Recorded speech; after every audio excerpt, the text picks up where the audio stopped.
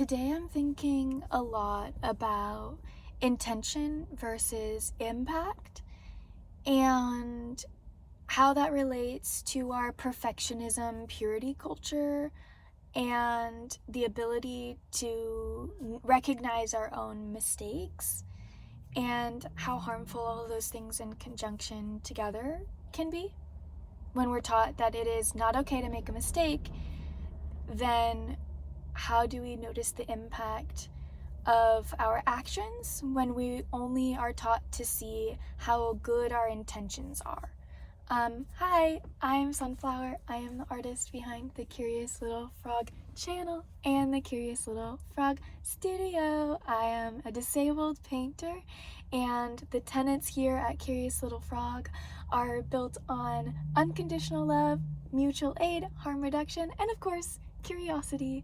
Those are our 4 tenets here. So welcome if you're new. Hi. This is a big topic that I've been thinking a lot about. We don't talk a lot about it, so it's something that I immediately upon just starting to talk about this. I'm really sweaty, I'm really nervous, and I feel like I'm gonna make a mistake, so I feel like I should stop. But I think that is something, that mechanism stops us from doing a lot of good in our communities and from doing a lot of good in our own lives, is this idea that I have to keep practicing until I can do it perfect. I have to keep scripting until I have the exact right words. I have to keep going until I make sure that what I say doesn't harm a single person, that my intention matches up with my impact not by doing it and seeing if it does, but by, in advance, making sure in my own head that everything that I do is perfect. And that was a survival mechanism for me. That helped me to survive purity culture and perfectionism culture, where as a person who was socialized as a woman, it meant that mistakes meant violence in one way or another. And so messing up felt like life or death. And even having the wrong ideas feels like life or death, because I am either accepted into the community or not, because I am the blemish. And what that does is it makes me care more about my intention than the impact that I'm able to have on other people when I'm just focused on if I think that it is not harmful. And so what happens is I don't act until I know, and then I act. And of course, every single thing that we ever do has the capacity to harm someone, whether or not we feel like it will. Every single thing that we do, because we don't know where someone is coming from, we don't know how fragile they are, we don't know how anything could be triggering to them.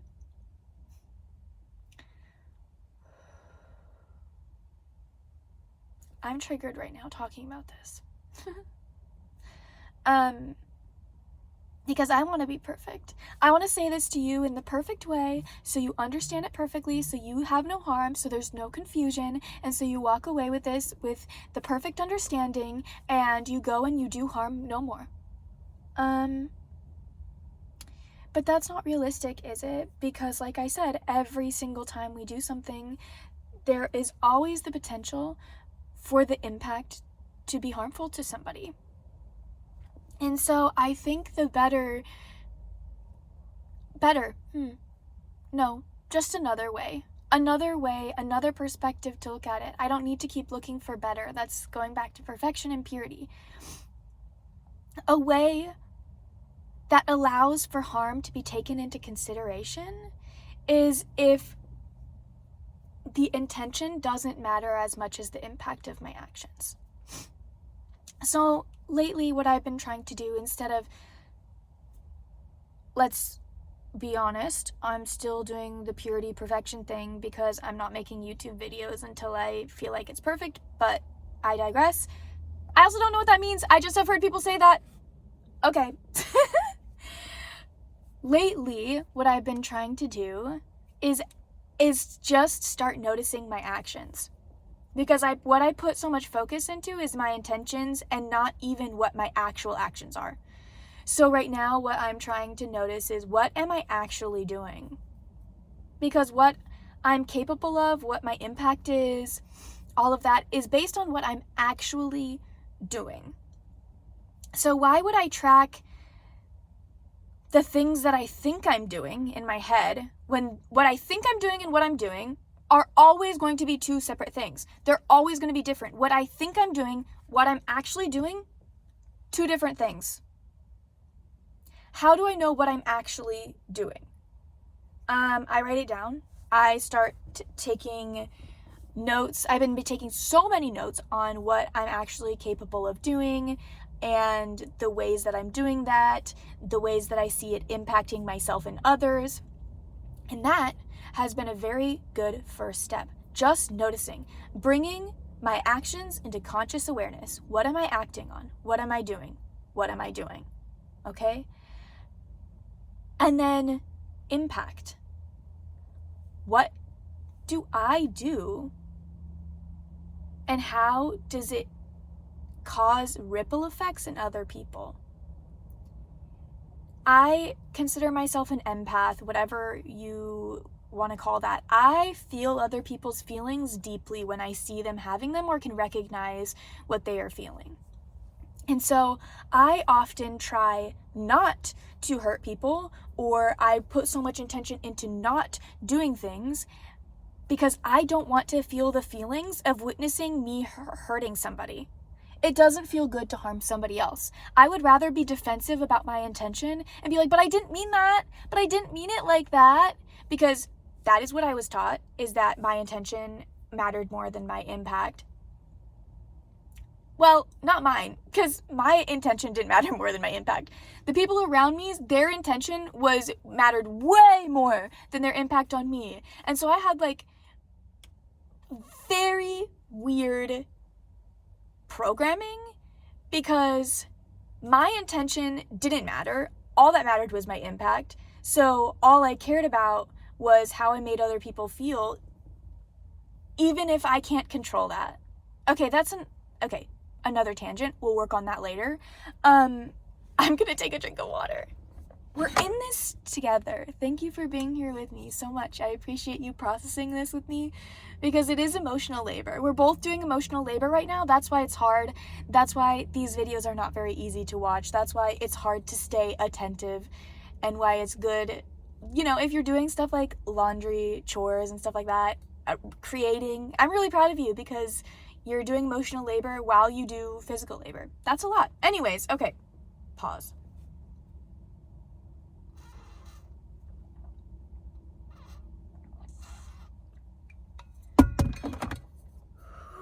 I need to take a deep breath because I am terrified right now that I am saying something that is going to send you in the wrong direction.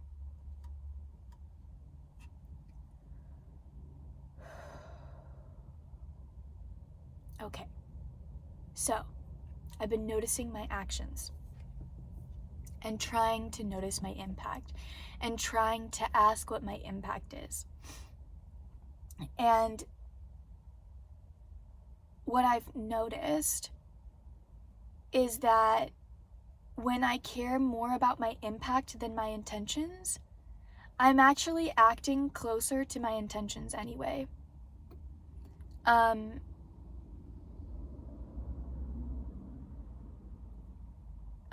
Let's see, how do I say that? Or how do I make that make sense to myself and to you? Because what I just said doesn't really make sense to me either, so I would like to translate that out loud. I'm not gonna edit this out either, which makes me feel uncomfortable. I used to edit out the pauses because I was like, nobody can see me think. I think that we should be able to see each other think. Anyway.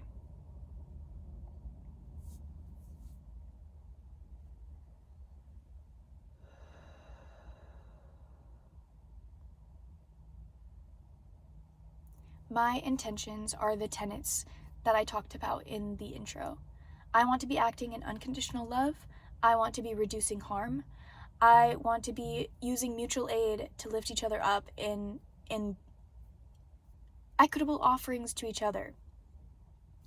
And I want to be able to be curious And I find that when I am focusing on my actions, noticing my actions and noticing my impact as I do them, instead of trying to wait to act until I know that it won't be harmful, I actually reduce harm more that way. And that is what my intention is. These are my intentions, is to act in unconditional love. But when I'm waiting and I am planning and I am scripting in my head and I am writing in my journal and I am trying to say the perfect thing, do things in the perfect way, the impact is that I am not resisting purity culture. I am not resisting the idea that people who are socialized and born into womanhood, which I identify as non-gendered, as a person, I am a person, but I was trained to be a woman. And so I am not resisting that training when I fall into it. When I make these, I still make them as if my entire abusive community was watching them. And I imagine the impact on them. And it makes me not want to make videos, because I know that if my entire community that was abusive watched these, it would be harmful to them in as much as it would cause them uncomfortability, because it would show them their impact and the ways it's different from their intentions.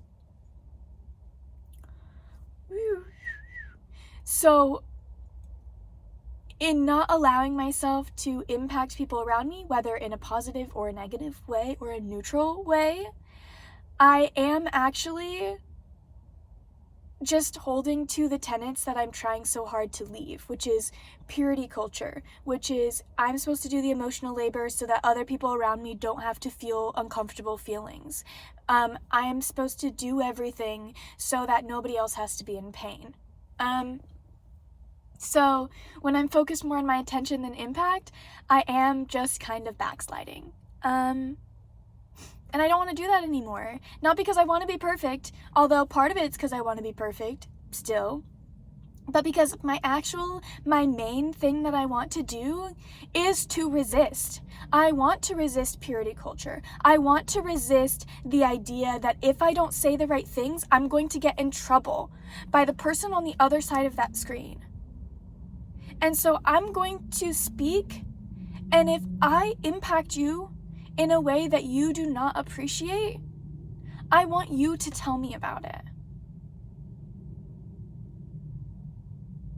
Because you're a person on the other side of the screen, I can't tell if I've impacted you negatively. I can't tell if my words impacted you negatively. But I want my intention, which you heard, the tenets of Curious Little Frog, to match up with the impact that I'm having in real life. And the only way I can do that is to be held accountable to what I actually do, not what I intend to do or intend to make.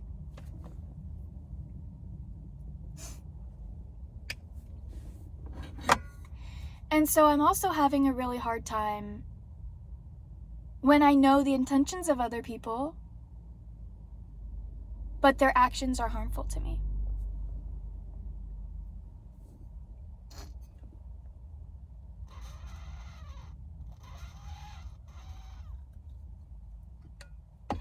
For some reason, I think that is my job to absorb the impact of both my actions and everything that I do so that other people aren't feeling uncomfortable, and I'm taking in the impact by making sure I do it perfectly. But also, I have to perfectly react to every single person's harmful actions just because I know that their intention matters more. And I think that duality of thinking where everything is always on me is because of that upbringing to be trained as a woman.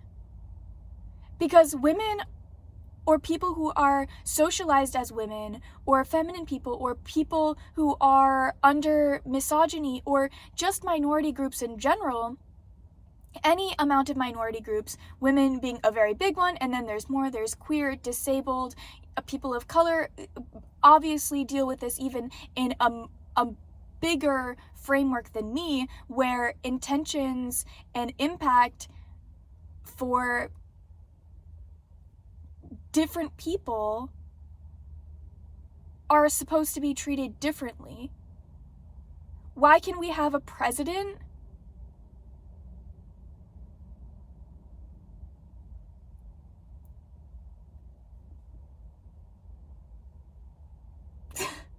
I don't want to say any words because I don't even know if I'll get banned. Do I even have free speech about this anymore?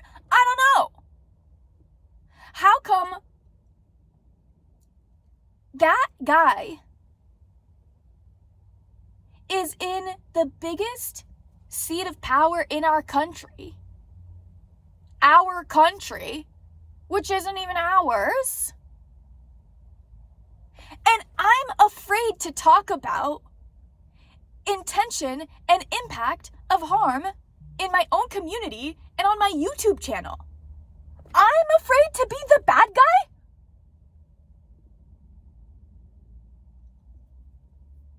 They can act regardless of intention or impact, but I can't until I make sure that I'm doing the perfectly right thing? No. That is not resistance to allow that to happen, to shut myself up. So I will be blabbering. And if you've made it this far, you know I'm blabbering. But that's because we need to process this.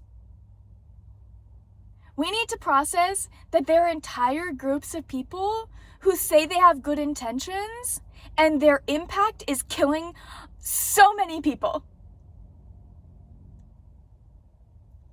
We need to be able to hold people accountable on every side if their intentions are for harm or their intentions are not for harm.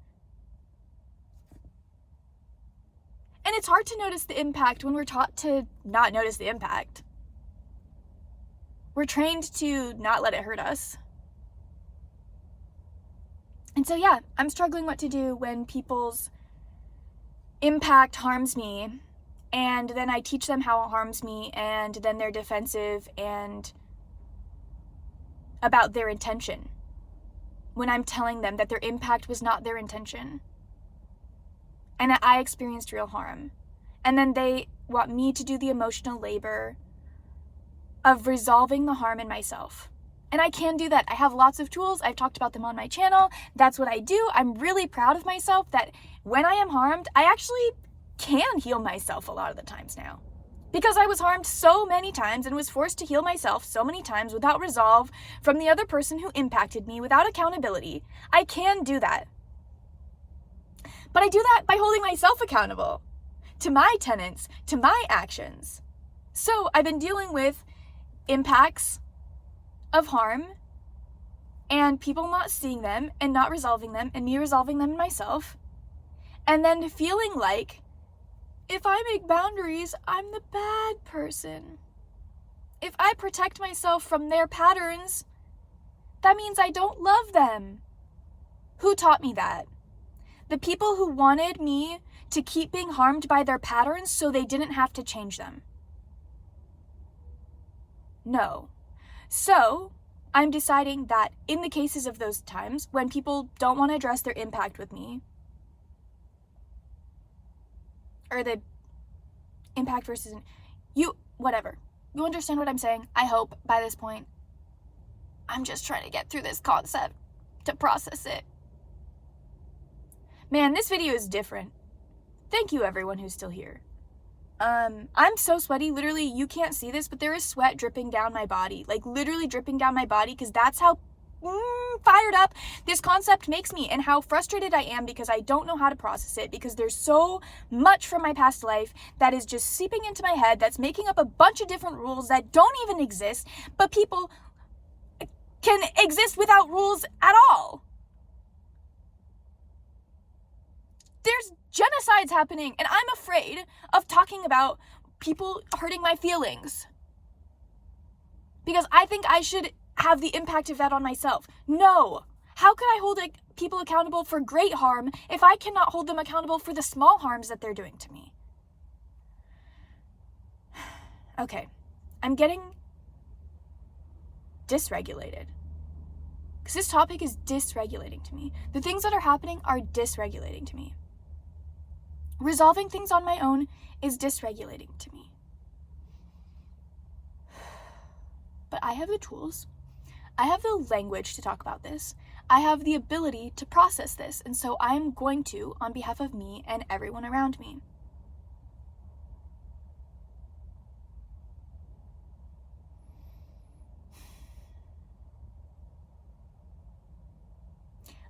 If someone harms me, if their impact is different than their intention, I will describe to them their impact.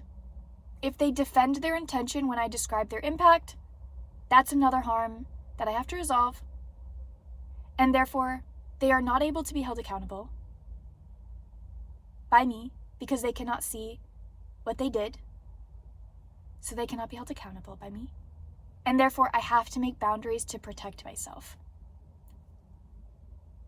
by creating space and time a little bit further away from that person until they can either hold themselves accountable and rebuild trust with me over the impact of the harm that they caused and resolve it with me, or until they do something that causes another impact of harm that pulls it even further. That's my go-to right now. Maybe that's not perfect, right? I'm not perfect. I have to start acting.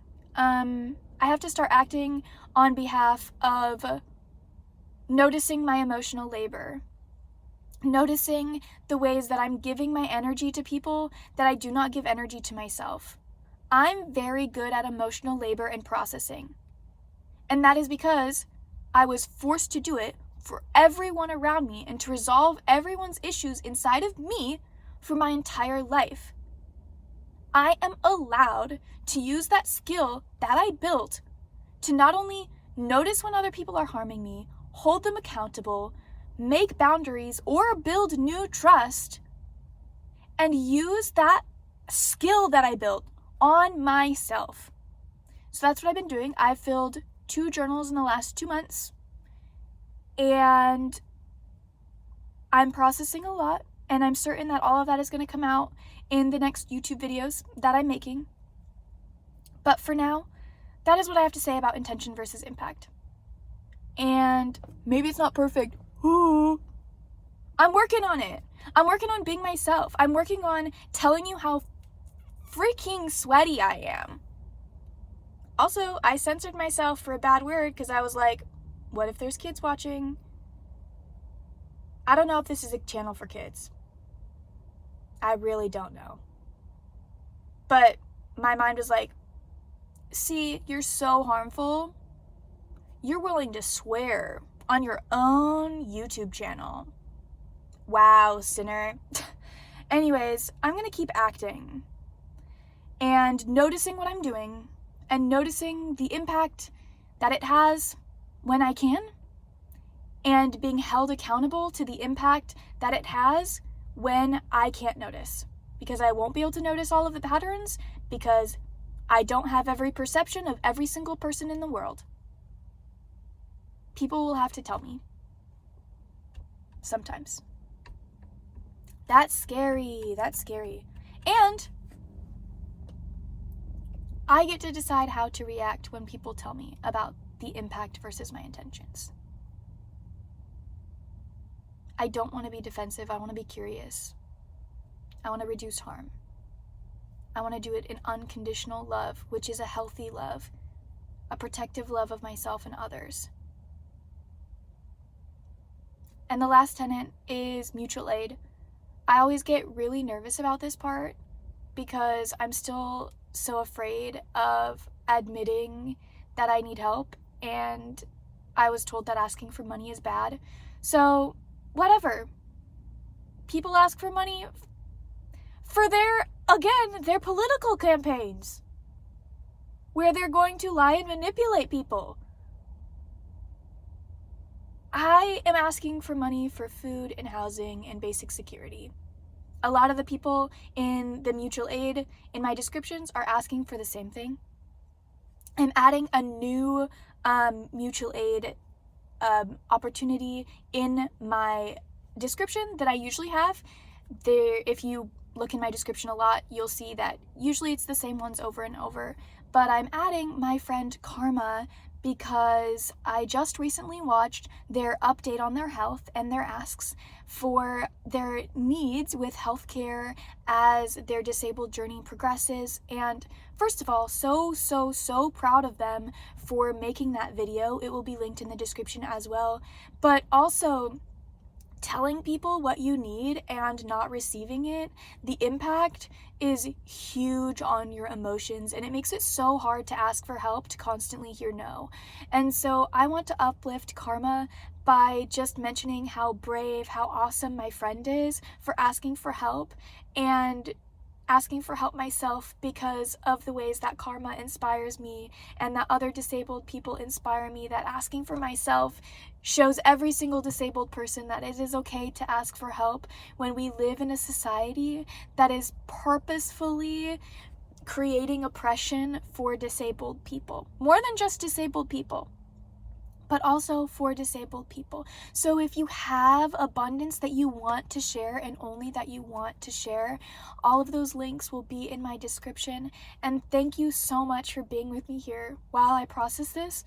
I'm gonna hang up the phone here, get off this FaceTime chat with you or whatever, and cry. Because I was really afraid to say all of that. And I'm really afraid that the impact will be that it harms someone, or that someone gets to the end and they're confused and they think that what I said was useless. But I think that what I said was important to me. I think that what I said was important for my confusion. And I am excited that I was willing to face my fears to say something out loud in public that I needed to say. If this affected you in a way that you did not like, I want to hear about it. Please put it in the comments if you are willing to do the emotional labor of telling me where my actions impacted you. I appreciate you so much.